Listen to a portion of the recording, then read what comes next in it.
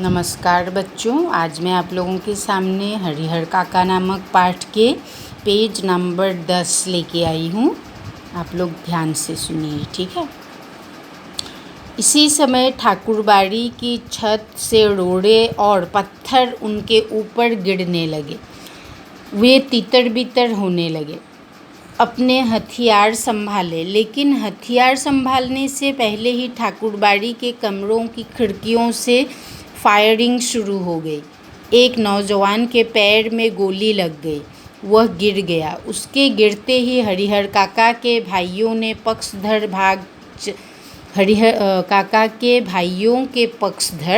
भाग चले। सिर्फ वे तीनों भाई बचे रह गए।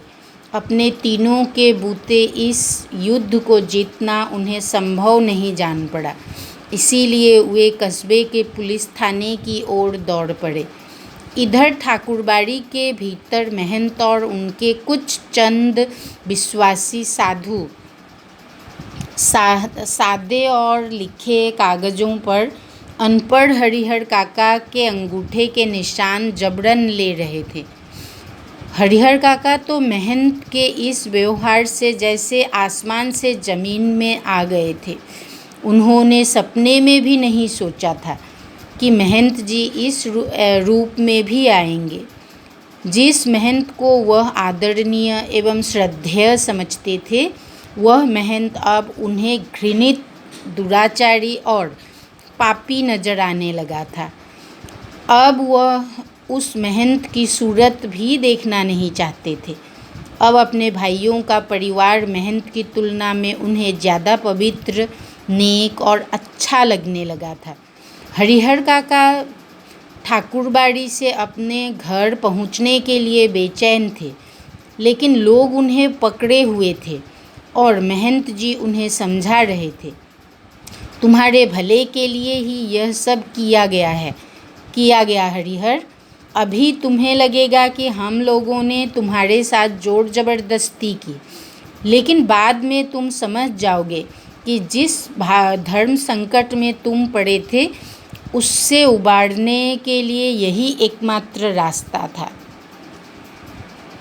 एक ओर ठाकुरबाड़ी के भीतर जबरन अंगूठे का निशान लेने के और पकड़ कर समझाने का कार्य चल रहा था, तो दूसरी ओर हरिहर काका के तीनों भाई सुबह होने से पहले ही पुलिस की जीप के साथ ठाकुरबाड़ी आ पहुँचे। जीप से तीनों भाई, एक दरोगा और पुलिस के 8 जवान उतरे। पुलिस इंचार्ज ने ठाकुरबाड़ी के फाटक पर आवाज़ लगाई, दस्तक दी, लेकिन अंदर से कोई आवाज़ नहीं। अब पुलिस के जवानों ने ठाकुरबाड़ी के चारों तरफ घेरा डालना शुरू किया। ठाकुरबाड़ी अगर छोटी रहती तो पुलिस के जवान आसानी से उसे घेर लेते, लेकिन विशालकाय ठाकुरबाड़ी को पुलिस के सीमित जवान घेर सकने में असमर्थ साबित हो रहे थे।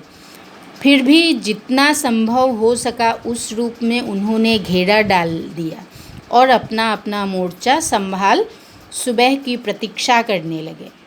हरिहर काका के भाइयों ने सोचा था कि जब वे पुलिस के साथ ठाकुरबाड़ी पहुंचेंगे तो ठाकुरबाड़ी के भीतर से हमले होंगे और साधु संत रंगे हाथों पकड़ लिए जाएंगे, लेकिन ऐसा कुछ भी नहीं हुआ। ठाकुरबाड़ी के अंदर से एक रोड़ा भी बाहर नहीं आया। शायद पुलिस को आते हुए उन्होंने देख लिया था। सुबह होने में अभी कुछ देर थी, इसलिए पुलिस इंचार्ज रह कर ठाकुरबाड़ी का फाटक खोलने तथा साधु संतों को आत्मसमर्पण करने के लिए आवाज़ लगा रहे थे।